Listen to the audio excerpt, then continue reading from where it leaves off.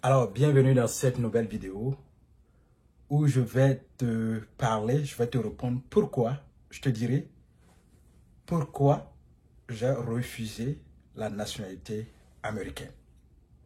Donc, reste jusqu'à la fin de cette vidéo et tu comprendras les raisons pour lesquelles j'ai refusé cette nationalité. Qui doit regarder cette vidéo? Cette vidéo que je suis en train de faire aujourd'hui concerne celui ou celle qui veut changer de nationalité, devenir américain. Cette vidéo concerne celui qui a le rêve de devenir américain et même que toute sa famille devienne américain. Cette vidéo te concerne. Donc reste jusqu'à la fin et tu regardes. Cette vidéo aussi concerne celui qui vit déjà sur le sol américain mais qui n'a pas encore changé de nationalité et qui sait qu'il va changer bientôt de nationalité ou alors qu'il est confus dans sa décision de prendre une autre nationalité d'un autre pays. Cette vidéo te concerne. Oui.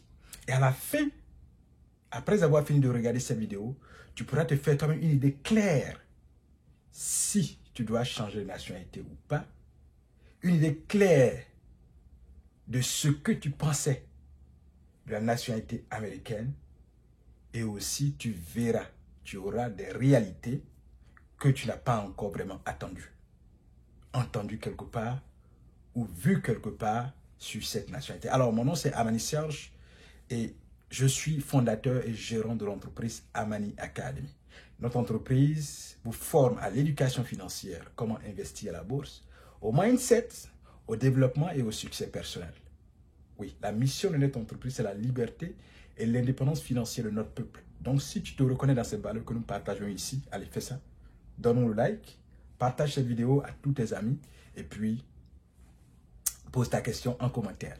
Et puis contribue surtout, contribue et donne-nous le like. On a beaucoup d'autres vidéos sur notre chaîne. Par exemple, comment demander un visa tourisme, comment trouver des bourses d'études avec aide financière aux États-Unis. On a beaucoup d'autres vidéos sur notre chaîne, comment investir à la bourse. Et aussi en description, on a des liens de nos cours en ligne et aussi des événements sportifs que nous organisons. Donc, clique sur le lien et prends le cours qui t'intéresse et puis rejoins-nous. Ceux qui cherchent aussi de l'emploi, on a des CV sur notre chaîne ici YouTube. Télécharge le CV et ajoute tes propres informations et va chercher du travail en ligne ou alors remote job. C'est ça. Donc, allons dans le vif du sujet. Pourquoi j'ai refusé la nationalité américaine? Je te raconte en long et en large. Je vais te raconter, parler de cela en 4 points. Oui, 4 points. Le premier point, le voici. Le premier point, il est objectif. Le premier point, ce pourquoi j'ai refusé la nationalité américaine, le premier point, il est d'abord objectif.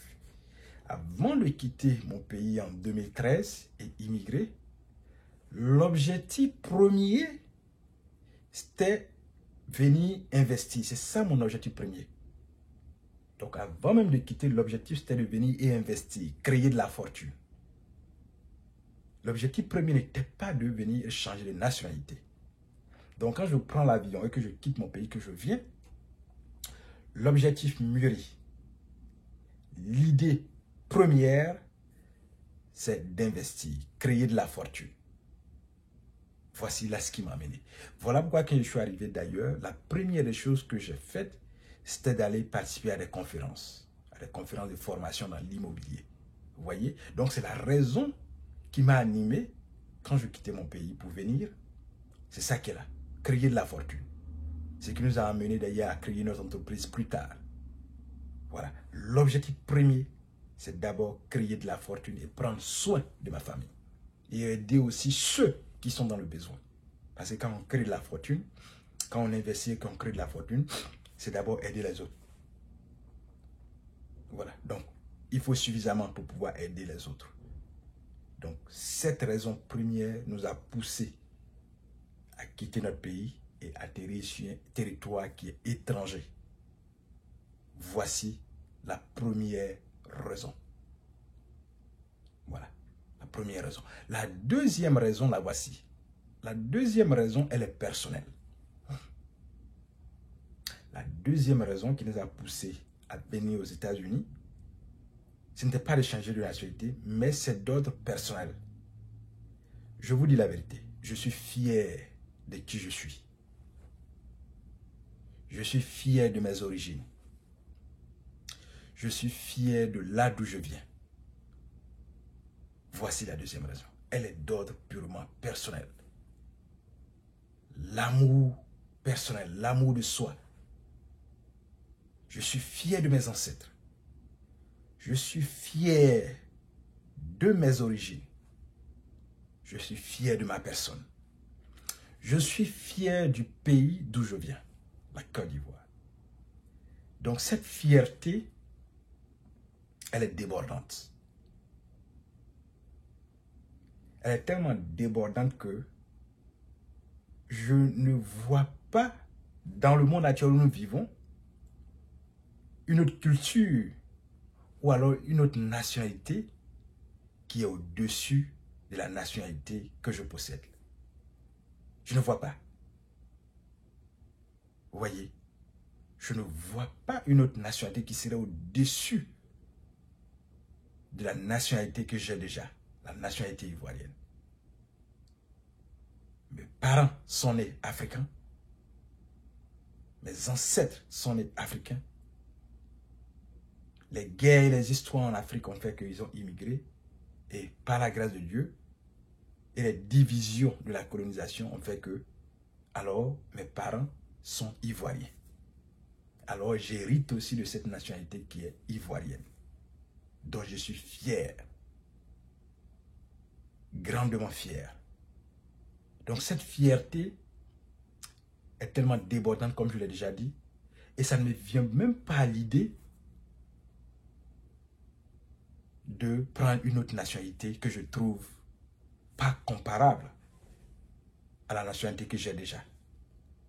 Vous voyez? Donc, je suis fier de cette nationalité.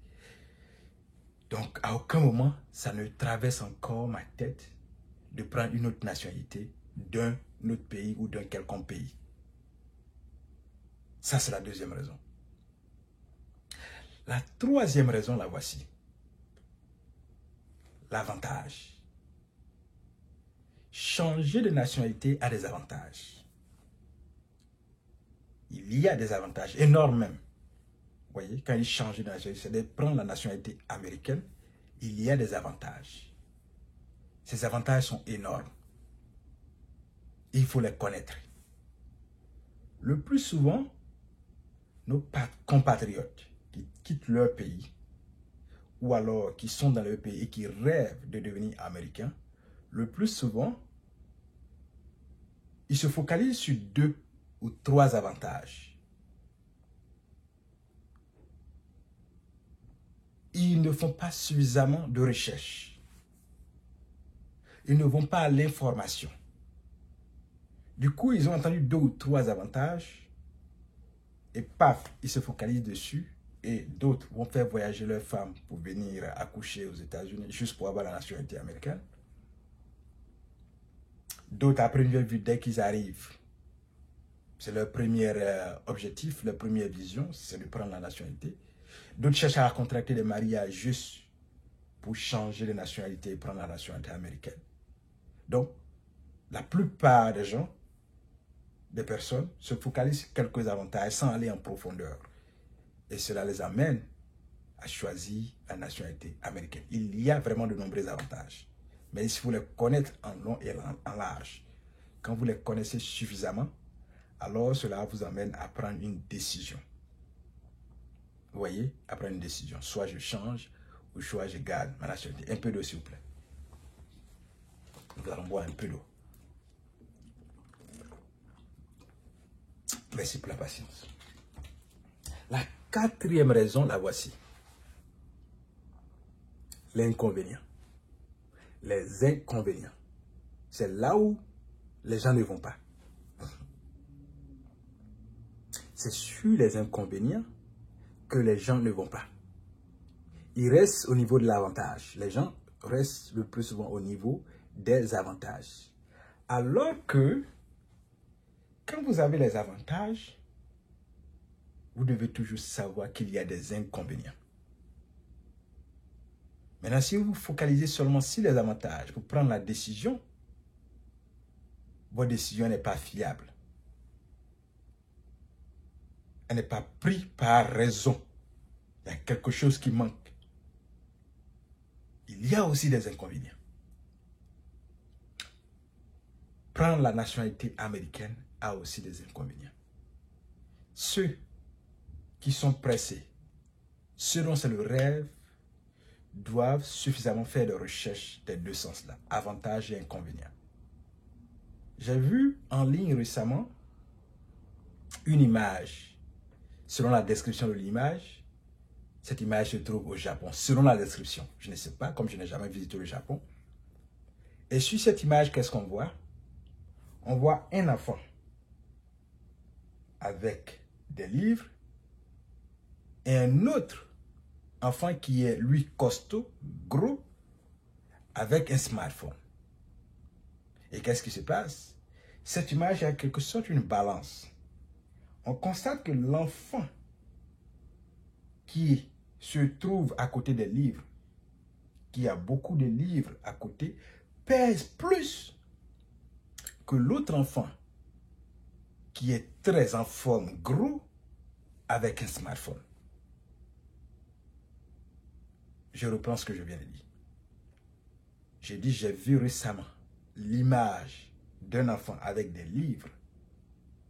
Et selon la description de l'image, c'est du pays Japon, en provenance du pays Japon. Selon la description, l'image se trouve au Japon et que la statue même se trouve au Japon. C'est une statue, voilà, dessinée en sorte. C'est juste une statue dont la photo a été prise. On voit un enfant avec beaucoup de livres qui pèse plus qu'un autre enfant gros avec un smartphone. Je sais que tu as compris. Donc, si vous vous focalisez seulement sur les avantages lorsqu'on devient américain et que vous laissez les inconvénients, votre prise de décision n'est pas équilibrée. Votre prise de décision n'est pas équilibrée. Ça peut vous amener à regretter plus tard. Voilà pourquoi je demande et je conseille, avec mon expérience, à tous ceux qui voudraient changer de nationalité ou avoir le rêve de changer de nationalité et devenir américain, de peser les avantages et les inconvénients. Oui, il y a des gens qui n'ont qu'une seule option. Souvent, c'est leur seule option, c'est de changer de nationalité. Oui, à ces gens-là, ils n'ont pas suffisamment je vais dire, à peser entre avantages et inconvénients. La situation même les oblige à changer de nationalité, soit pour bénéficier des avantages de l'emploi, voilà, ou alors pour bénéficier d'autres avantages. Il y a des gens qui n'ont pas vraiment grand choix. Et ceux-là peuvent aller prendre une décision pour qui leur arrange. Voilà. Mais ceux qui ont la possibilité de peser les avantages et les inconvénients, je vous demande de les peser avant de prendre la décision. Oui, incessamment, je vous demande de prendre la décision, de connaître d'abord les avantages et les inconvénients d'être américain ou ne pas, avant de prendre la décision. Désolé, quand c'est comme ça, votre décision, elle a été prise de manière réfléchie, en pesant les pour et les contre. Donc votre décision, on pourrait dire qu'elle est équilibrée. Vous avez eu nécessairement plus d'informations pour pouvoir équilibrer les choses avant de prendre la décision. Oui, c'est ce que je vous conseille. Très clair. Alors, donc, vous savez suffisamment de raisons. Si c'est votre rêve de changer de nationalité, ou alors vous êtes récemment arrivé, vous savez ce que vous devez faire. C'est d'abord aller chercher des informations, avantages et inconvénients. Donc, dans cette vidéo, je suis en train de parler de pourquoi j'ai refusé la nationalité américaine. Oui, c'est ce que je suis en train de faire dans cette vidéo. Et pour cela, je vous ai donné 4 bonnes raisons. Qu'on va reprendre d'ailleurs pour ceux qui ne nous suivent pas. Donc la première raison, on a dit c'est objectif. Parce que dès le départ, quand nous quittions notre pays, c'était d'abord pour venir investir. Ce n'était pas de changer de nationalité. Donc cela nous fait comprendre que nous ne poursuivons pas la nationalité de quelqu'un d'autre ou d'un quelconque pays. La deuxième raison, on a dit qu'elle est d'ordre personnel. La fierté. L'amour qu'on a pour sa patrie. La fierté personnelle, l'amour de soi. L'amour de ses ancêtres. L'amour de sa patrie fait que, à aucun moment, on ne met une autre nationalité au-dessus de celle que nous avons déjà. Donc, du coup, prendre la nationalité d'un quelconque pays, pour nous, ça ne change rien. Parce que nous sommes fiers de ce que nous avons déjà. Et à aucun moment, nous pensons que un autre pays quelconque a une nationalité qui est vraiment supérieure à la nôtre. Donc ça, c'est la deuxième raison. Elle est personnelle. La troisième raison, on n'a pas d'avantage. On a dit que beaucoup de concitoyens se focalisent seulement sur les avantages pour prendre leurs décisions.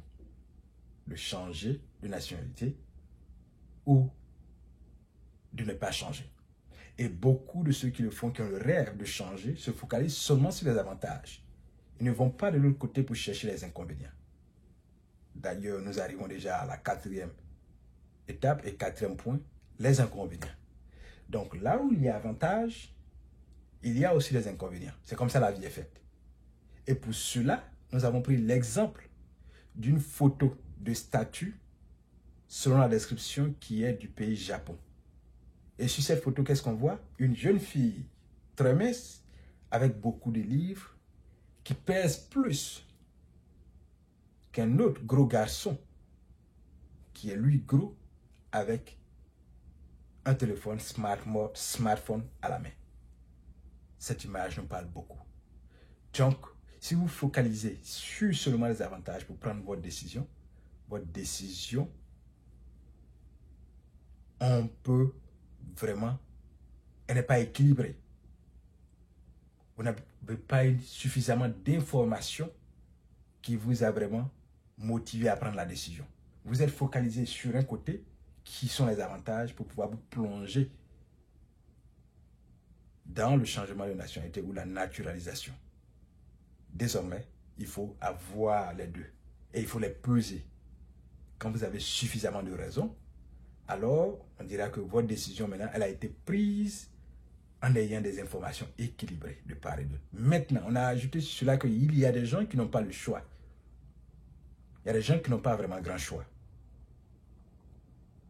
Voilà, soit ils sont dans des situations illégales et pour bénéficier des avantages de l'emploi ou d'autres avantages, ils sont obligés, ils se retrouvent dans l'obligation de prendre la nationalité pour pouvoir bénéficier des avantages. Vous voyez? Voilà comment nous avons dit cela. Et c'est clair déjà. Néanmoins, cette vidéo n'est pas faite pour accuser ceux qui le font, ou ceux qui changent de nationalité, ou ceux qui gardent une nationalité. Non, nous ne sommes pas en train d'accuser. Nous sommes en train de dire ce qui nous concerne, nous. Voilà. Sinon, nous ne sommes pas en train d'accuser les autres. Nous ne disons pas que ce qu'ils font, c'est mauvais